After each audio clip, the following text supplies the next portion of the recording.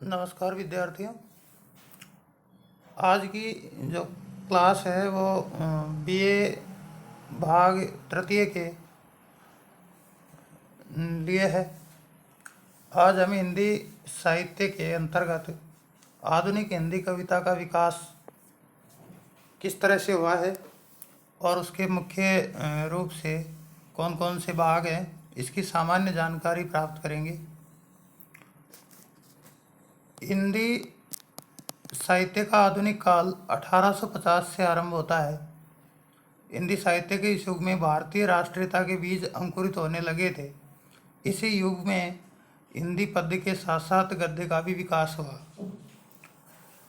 जैसा कि हम जानते हैं, स्वतंत्रता संग्राम लड़ा गया और जीत भी लिया। 1947 में हम आज़ाद भी हो गए।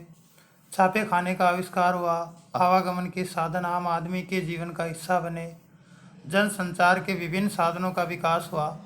रेडियो, टीवी व समाचार पत्र हर घर का हिस्सा बने और शिक्षा हर व्यक्ति का मौलिक अधिकार भी बना।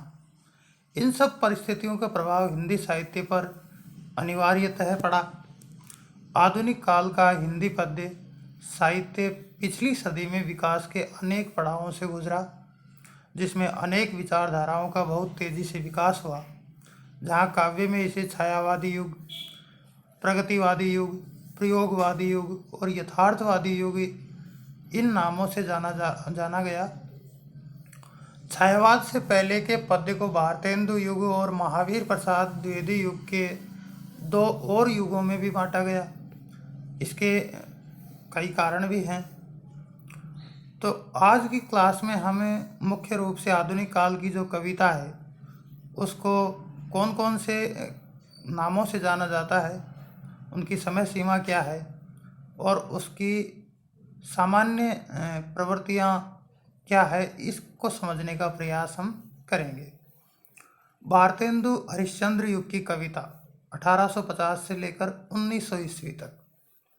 ईस्वी सन 1850 से 1900 तक की कविताओं पर भारतेंदु हरिश्चंद्र का गहरा प्रभाव पड़ा है।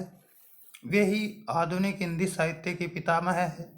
उन्होंने भाषा को एक चलता हुआ रूप देने की कोशिश की।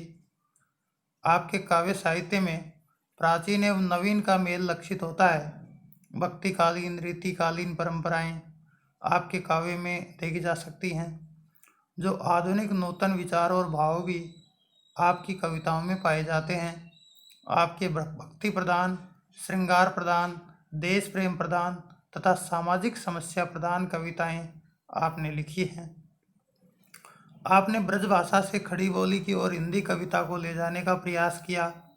आपके युग में अन्य कई महानुभाव ऐसे हैं जिन्होंने विविध प्रकार से हिंदी साहित्य को समृद्ध किया। भारतेंदु युग की जो कविता है उसमें एक बात हमको रेखांकित करनी चाहिए कि इस समय जो कविताएं लिखी गई उनमें मुख्य रूप से भाषा, ब्रजभाषा में भी कविताएं लिखी गई और धीरे धीरे ब्रजभाषा से खड़ी बोली की ओर कविताएं लिखी जाने लगी। जो रीतिकालीन कविताएं जिनमें श्रृंगार प्रधान कविताएं हुआ करती थी उनसे काव्य कविता हटी और अब कविता जन सरोकारों से जुड़ना शुरू हुआ। ये एक क्रांतिकारी परिवर्तन भारतेंदु हरिश्चंद्र ने कविता में किया, जिससे आगे के अनेक द्वार कविता के लिए खुलते चले गए। दूसरा हम देखते हैं द्विवेदी युग की कविता। द्विवेदी युग नाम महावीर प्रसाद द्विवेदी के नाम से पड़ा है। इसकी समय सीमा 1900 ईस्वी से लेकर 1920 ईस्वी तक मानी जाती है। सन 1900 के बाद दो दशकों पर पंडित महावीर प्रसाद द्विवेदी का पूरा प्रभाव पड़ा। इस युग को इसलिए द्विवेदी युग कहते हैं। महावीर प्रसाद द्विवेदी 1903 में सरस्वती नामक प्रतिष्ठित पत्रिका के संपादक बने और इस पत्रिका के माध्यम से उन्होंने कविता के लिए अपना महत्वपूर्ण योगदान दिया। सरस्वती पत्रिका के संपादक के रूप में आप उस समय पूरे हिंदी साहित्य पर छाए रहे। आपकी प्रेरणा से ब्रजभाषा हिंदी कविता से हटती गई और खड़ी बोली ने उसका स्थान ले लिया। ये सबसे मुख्य बात उस समय महावीर प्रसाद द्विवेदी की देन है कि कविता को उन्होंने ब्रज भाषा से निकाल करके खड़ी बोली में प्रतिष्ठित किया और कवियों को इस हेतु प्रेरित किया, उनका मार्गदर्शन किया। भाषा को स्थिर, परिष्कृत एवं व्याकरण सम्मत बनाने में द्विवेदी जी का बहुत बड़ा योगदान है। कविता की दृष्टि से वह इतिवृत्तात्मक युग था। इतिवृत्तात्मक का मतलब होता है कि संपूर्ण जीवन चरित्र को कविता में रेखांकित किया जाता था। उसमें कथावस्तु के माध्यम से कविताएं लिखी जाती थी। आदर्शवाद का बोलबाला था। भारत का उज्जवल अतीत, देशभक्ति, सामाजिक सुधार, स्वभाषा प्रेम वगैरह कविता के मुख्य विषय थे। नीतिवादी विचारधारा के कारण श्रृंगार का वर्णन मर्यादित हो गया। कथा काव्य का विकास इस युग की विशेषता है। भाषा खुरदरी और सरल रही। मधुरता एवं सरलता के गुण अभी खड़ी बोली में आ नहीं पाए थे। सर्वश्री मैथिली शरण गुप्त, अयोध्या सिंह उपाध्याय, हरिओद, श्रीधर पाठक, रामनरेश त्रिपाठी आदि इस युग के यशस्वी कवि हैं। जगन्नाथ दास रत्नाकर ने इसी युग में ब्रज भाषा में सरस रचनाएं प्रस्तुत की। अब आता है छायावादी युग की कविता, जो 1918 या 20 से लेकर के और 1936 तक मानी जाती है। सन 1920 के आसपास हिंदी में कल्पनापूर्ण, स्वच्छंद और भावुक कविताओं की एक बाढ़ आई। ये यूरोप के रोमांटिसिज्म से प्रभावित थी। भाव, शैली, छंद, अलंकार सब दृष्टियों से इसमें नयापन था।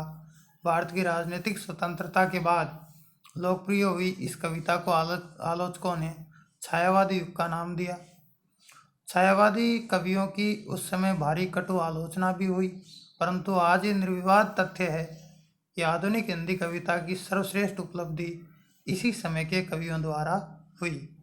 जयशंकर प्रसाद, निराला, सुमित्रानंदन पंत, महादेवी वर्मा इस युग के प्रधान और यशस्वी कवि हैं, जिन्होंने हिंदी साहित्य को समृद्ध किया और हिंदी को श्रेष्ठ रचनाएं और कविताएं इस युग में प्राप्त हुई।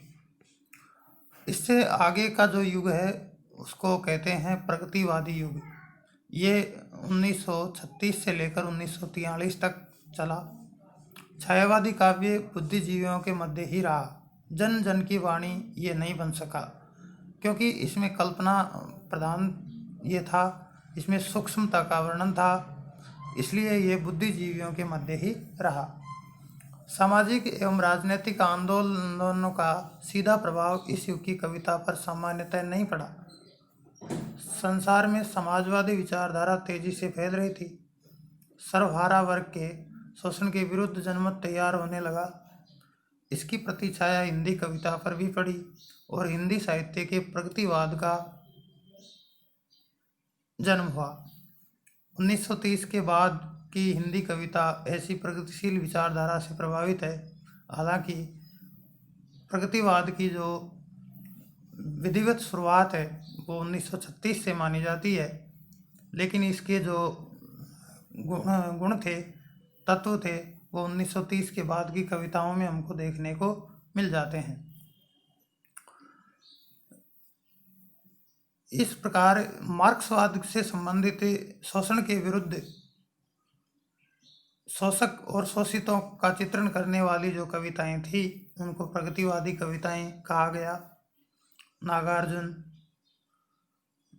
केदारनाथ अग्रवाल, रामविलास शर्मा जैसे कवियों ने इस युग में कविताएं लिखी और उनको जन जन के प्रिय बनाया। इसके बाद प्रयोगवादी युग की कविता आती है। दूसरे विश्व युद्ध के पश्चात संसार में घोर निराशा तथा अवसाद की लहर फैल गई।